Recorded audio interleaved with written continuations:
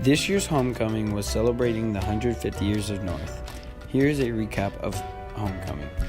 This year's float showed the spirit of North. Freshmen, they did the beginning of North. Sophomores signified Chuck Taylors.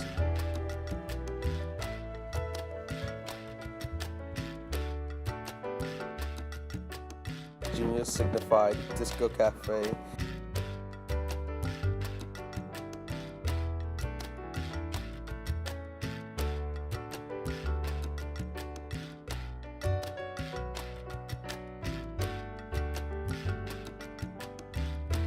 And for the seniors, we're friends.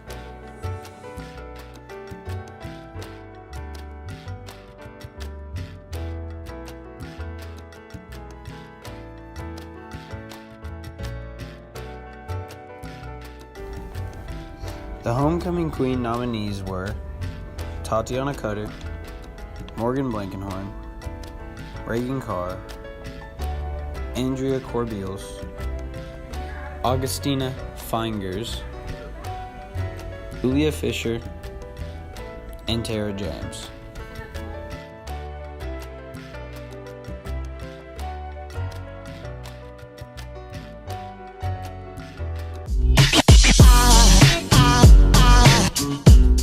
For my senior project, I'm partnering with Benchmark Family Services to collect donated items for foster care children, at which time I will organize them and put them in separate book bags so that each child has one upon their new home. I think that the foster care system is something that we overlook every single day when there's over hundreds of kids just in central and southern Indiana that are placed each and every day, and they deserve to be loved and cherished as well.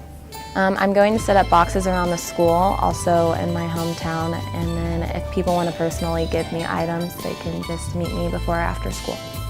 In order for the school to get involved, teachers can just tell their students that I'm having my project basically, and just encourage them to bring in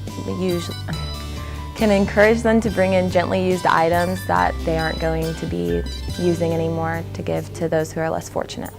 I came up with my senior project idea because one day I was watching a bunch of random YouTube videos and I came upon this man who actually adopted 4 children from foster care himself, but he was also in foster care, and he was telling his story about how he had to carry trash bags of his belongings from home to home, and how he brought it upon himself to start collecting items to give to the foster care system that was near him.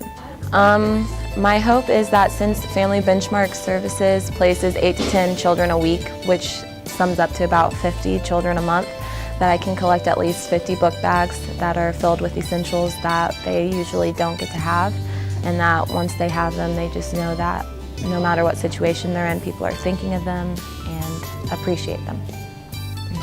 Okay, foster care is children of the state are put into a system, and basically social workers work day and night. It's a really mentally demanding job to place these children into adequate homes where they're going to be loved and taken care of. But it can be very difficult just because you never know which home is going to be your forever home. So you're basically jumping from house to house until people think that they're able to take you in.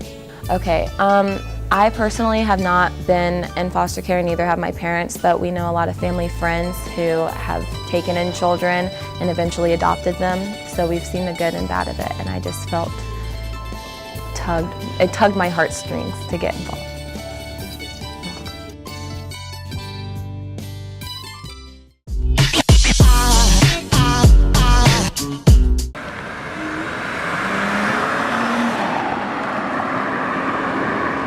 I have a BMW 335i.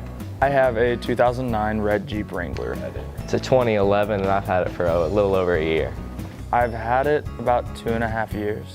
Me and my dad, we flew down to Florida and then we drove back up together. I was getting out of football practice one day and my mom texted me, "I'll be here to pick you up in a little bit." And so I walk outside the locker room and I could not find her car that she usually drove. And I just look around and I was like, man, that's a really nice Jeep, because I've always loved Jeeps. And I look over and she lifts up the sun blind and starts waving at me, and I realized, I was like, oh wow, she got a Jeep. And then I walked over and I asked whose Jeep it was, and she said it was mine, so that was pretty cool. I call it Ivy, after a Post Malone song, White Iverson. It does. Its name's Roxanne. My favorite memory is probably last week when I was replacing the wiper blades and I cracked the windshield pretty bad. Probably having all my friends in the back and just having the top off and just blaring music, sing along, just having a good time. It's special, it's my first car, I love it. Gets me from point A to point B pretty good, and it does it in fashion, so. It's my first car, and I've always loved Jeeps, so having a Jeep for my first car is really special to me. I could probably get it up to 220. Maybe if I get it tuned, 250. It doesn't really go that fast. It tops out at 100, but since I have 35-inch tires on it, it goes slower than 100, and I don't really go anything above 80 unless I'm on the interstate.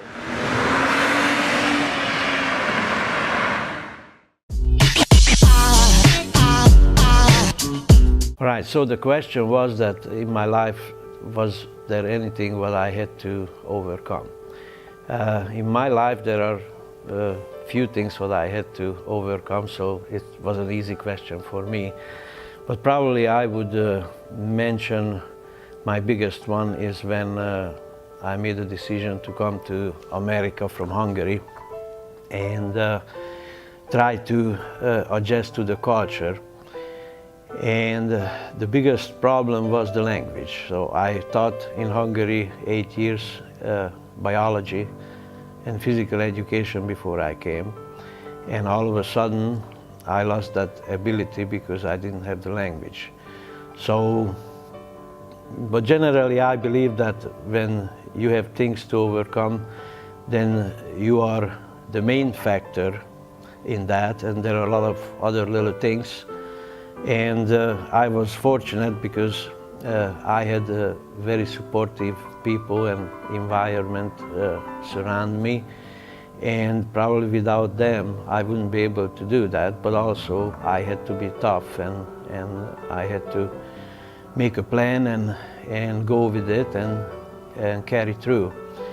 So I find odd jobs, which was also hard after teaching. But I knew that the reason behind that is the language barrier. So I went to McDowell Adult Education Center. I watched a lot of children's movies on TV and set up small goals, reachable goals, to make me support my final goal to learn the language. It happened not as easy as when you are a child, because at age 30 it's kind of even harder to learn a language. But used all the support what I get and my toughness, I can say. After a year and a half, I started to communicate with people, and from there it was easier and easier. B&N chose 3 different outfits and styles modeled by Elena Boston, Shamar Douglas, and Alexia Estep for the upcoming fall season. Our first model is Elena Boston. I wore a black overall dress with a striped shirt and black lace booties. I've seen this sort of fashion in Korean style online and thought it was very original and cute. Our second model is Shamar Douglas.